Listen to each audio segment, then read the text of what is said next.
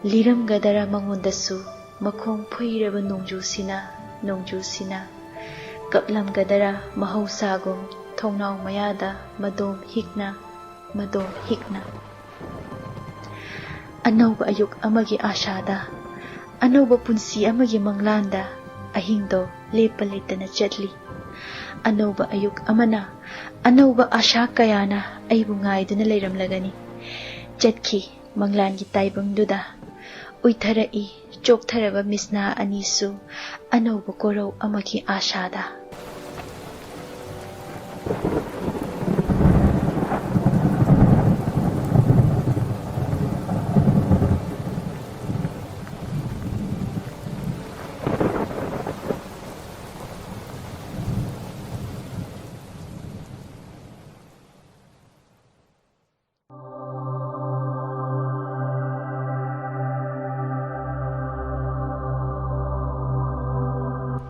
ꯍꯥꯡꯂꯤꯕ ꯊꯣꯡꯅꯥꯎꯗꯨꯗ ꯎꯔꯤꯕ ꯃꯨꯁꯤ ꯉꯥꯜꯂꯤꯕ ꯃꯩꯉꯥꯟꯁꯤꯡꯗꯣ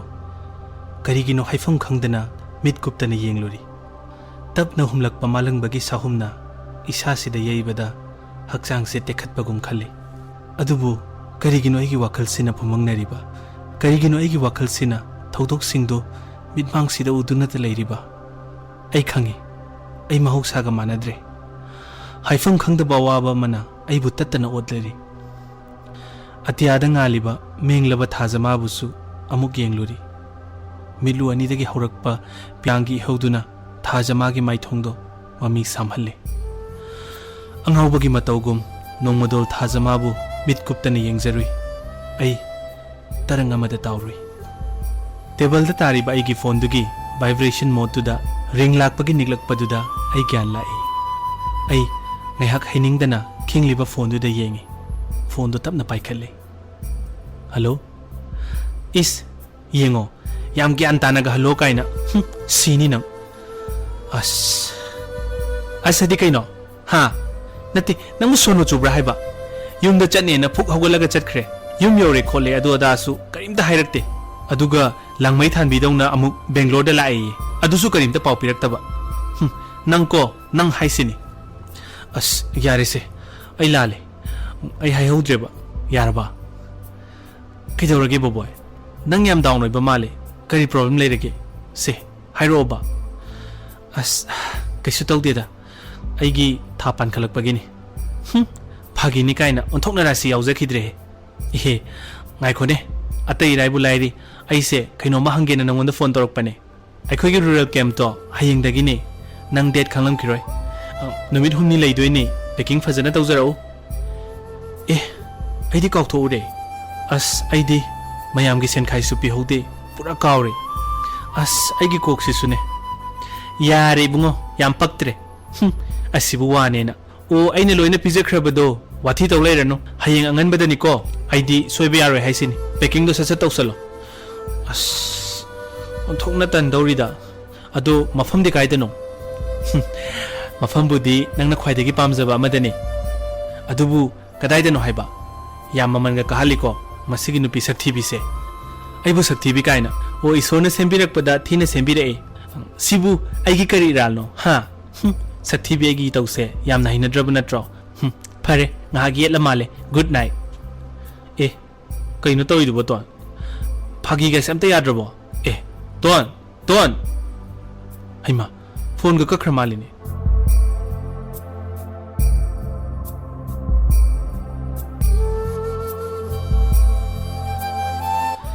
ꯐꯣꯟꯗꯣ ꯑꯗꯨꯝ ꯀꯛꯈ꯭ꯔꯦ ꯑꯩꯅ ꯑꯃꯨꯛ ꯇꯧꯒꯗꯕꯁꯨ ꯕꯦꯂꯦꯟꯁ ꯑꯃꯠꯇ ꯍꯦꯛ ꯌꯥꯎꯔꯝꯗꯦ ꯉꯔꯥꯡ ꯌꯨꯝꯗꯒꯤ ꯍꯜꯂꯛꯄꯗꯒꯤ ꯑꯩ ꯔꯨꯝꯁꯤꯗꯒꯤ ꯃꯄꯥꯟ ꯊꯣꯛꯇ꯭ꯔꯤ ꯑꯩ ꯍꯩꯅꯤꯡꯕ ꯏꯄꯣꯛ ꯄꯣꯛꯇꯦ ꯇꯧꯐꯝꯁꯨ ꯈꯪꯗꯦ ꯇꯣꯟꯗꯣ ꯑꯩꯕꯨ ꯋꯥꯔꯧꯈ꯭ꯔꯕ꯭ꯔꯥ ꯈꯟꯅ ꯏꯊꯟꯇ ꯂꯩꯐꯝ ꯈꯪꯂꯛꯇꯦ ꯍꯥꯟꯅ ꯁꯤꯖꯤꯟꯅꯔꯝꯕ ꯁꯤꯝ ꯀꯥꯔꯗꯁꯤꯡꯗꯣ ꯍꯥꯞꯇꯅ ꯃꯦꯁꯦꯖ ꯑꯃꯠꯇ ꯑꯣꯏꯔꯕꯁꯨ ꯊꯥꯕ ꯌꯥꯔꯕꯗꯤ ꯍꯣꯠꯅꯩ ꯑꯗꯨꯕꯨ ꯑꯩꯒꯤ ꯂꯥꯏꯕꯛꯁꯦ ꯑꯣꯟꯊꯣꯛꯄꯅꯤ ꯑꯃꯠꯇ ꯍꯦꯛ ꯌꯥꯗꯦ ꯑꯁ ꯑꯩꯁꯦ ꯑꯣꯟꯊꯣꯛꯅꯁꯨ ꯐꯔꯛ ꯇꯥꯈ꯭ꯔꯕ ꯍꯥꯏꯗꯨꯅꯤ ꯃꯤꯀꯨꯞ ꯈꯨꯗꯤꯡ ꯑꯩꯕꯨ ꯁꯦꯟꯅꯕꯤꯕ ꯑꯩꯕꯨ ꯅꯣꯛꯍꯟꯅꯕ ꯍꯣꯠꯅꯕꯇꯅ ꯃꯊꯧ ꯑꯣꯏꯖꯔꯛꯂꯕ ꯃꯥꯕꯨ ꯉꯁꯤꯁꯨ ꯑꯃꯨꯛ ꯀꯞꯍꯜꯂꯦꯗꯣ ꯀꯞꯆꯦꯠꯄꯤꯗꯣ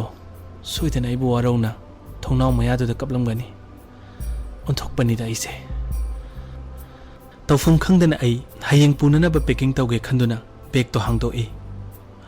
युमदगी पुरकप फिबमदुदा अदुमक कायदना लेरमी सिजनरोइदब फिरोल सिंगदो मथंग मथंग लौथोकलगा फमुंगदुदा थमी आई कइनोमा खंगनिंग निंगसिंग लई आई तोना तपकप पोतो कावरे सोइद्रे हयेंगदि आइगी लवाइदा सम खरा हौरिसे अमत्ता यावररोय ओंथोकपनि हे आई सिसु आई पैकिंग लोइसिली हयेंग तोंदा करी हाइना खुंबा हाइना खन्ना खन्ना फमुंगदुदा सुम हिप्पे सुम खलुरगा नुंगाइतबसु फावरे अइना मागिनी हाइबदा करिसु तौबिबा ngamde अदुबु मफम सिदा हेक लाकपदगी माना मिकुप खुदिंग आइगी अवाबदा सरुक यादुना लाए अदुबु अइना दे मागी दमक करिसु तौबा ngamdre अहोइना दुम माबु लक्नदुना सावहले आई सुम खोइरांगबा लांगतकनबा हेंगलई मागी चमजबा मतौ सिंगदो मिटमांगदा उरई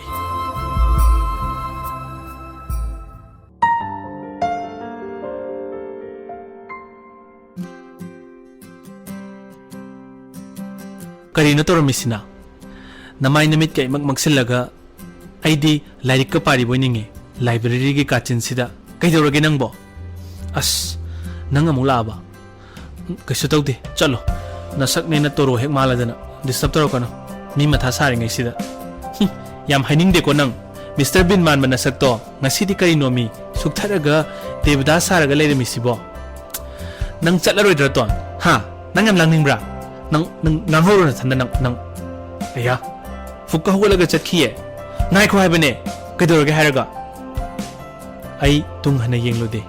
तौफम खंगदना अचिकपा मफम अमा थीदुना चटली कॉलेज की ग्राउंड दुगी मताइदा थारिबा चेयर दुदा फमी मासु इनाकता फमली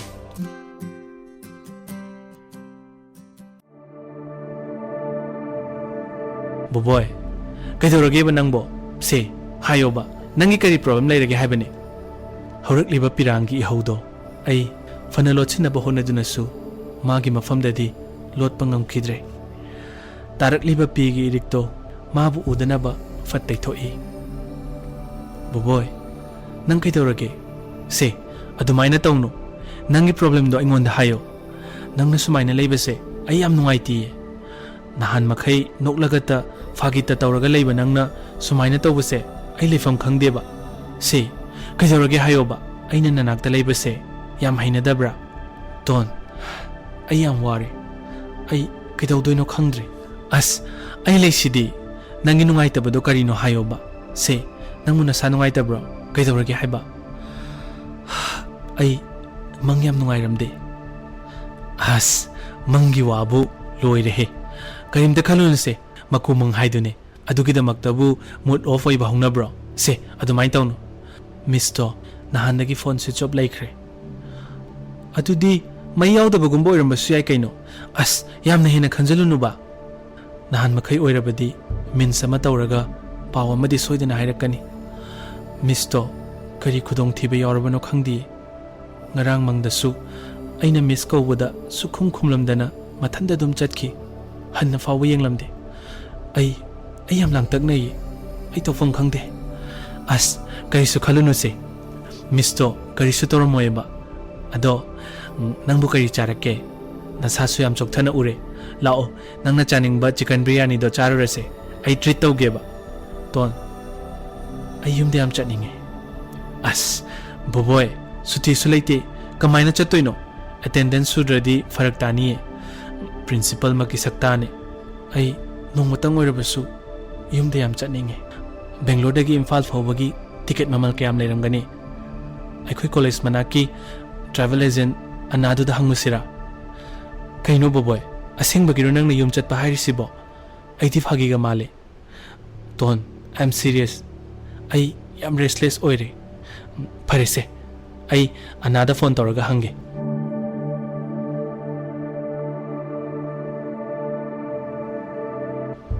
करी हाइरागे हंचित किदो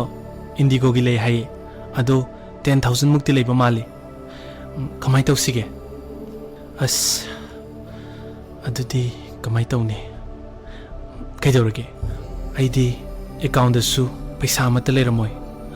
ममादा हाइरबसु युम थोलक्तोइने हाइरदि चेरकनी अस कमाई तौनी आइगी लैपटॉप से योंथोख्रसिरा nang aseng bagi chatlagi lep labra boy ai chatlagi lep le adudi fare ai anada hangchit ki to confirm to biro high krage ko as ngai kho he paisa somata leitri ai gi paisa leye yani adum ka ase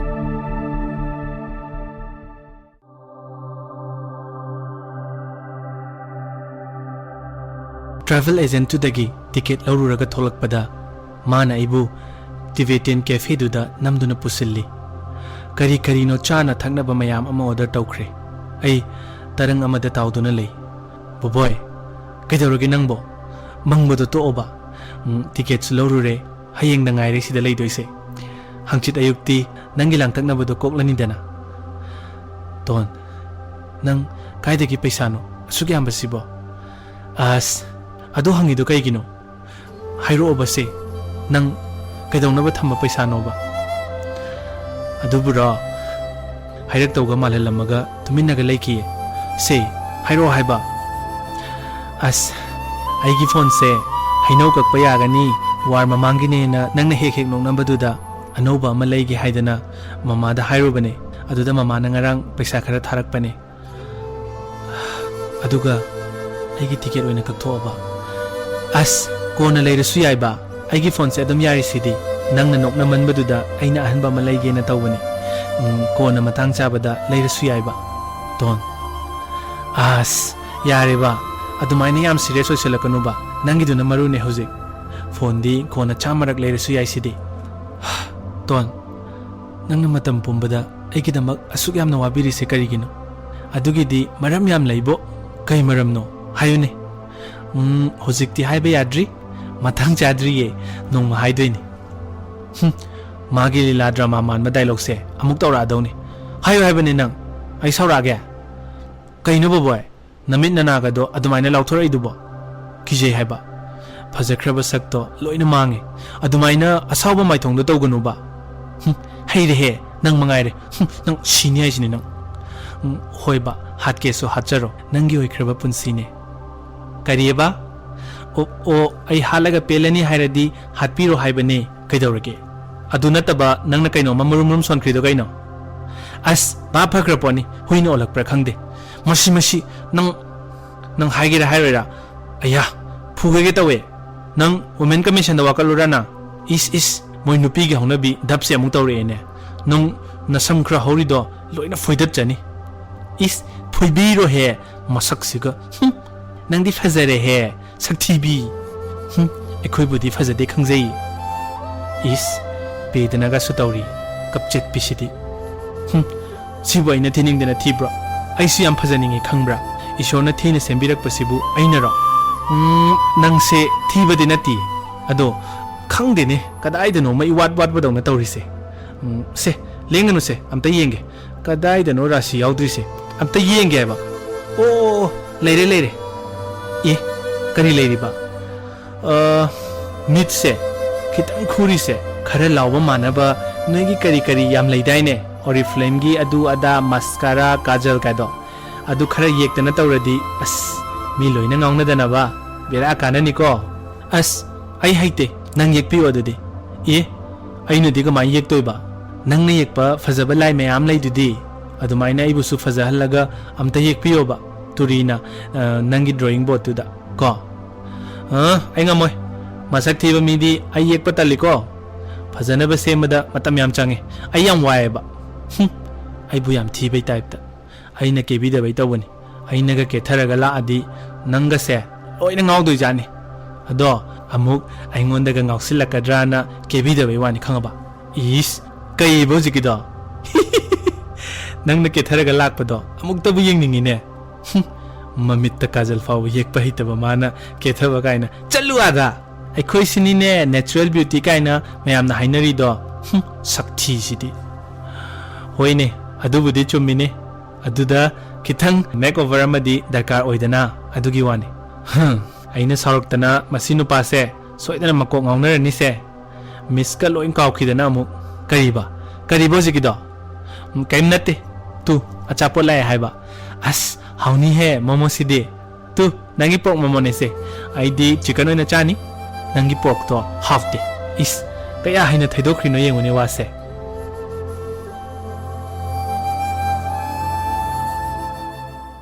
Numitto,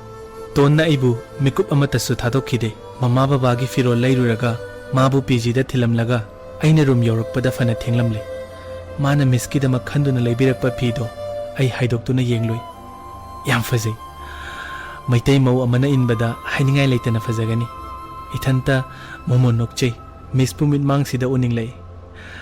Aina Ladiba Fisibu, Miss Napamgadra. As Miss Napam de na Mulang Tora Adi, Kamay Tawni. Miss na Karifino Hangla Adi, Karino ina Kumdosibo. Tona nga say Haibado Kariba, Kaurene, Chume, Bangalore Muga Haiba. Tamoy de Forok Panung Sibana, Kayada Langtak na Halaba Punsisi. Mikup Kuding, Nangi Wakalda, Kayada Wazariba Tamoyse. Nangi Napao Amatabungay Zena, Kayada Wana Kangzaba. Kangman na su Kangdida ko, Aigi Tamoy ki awabase.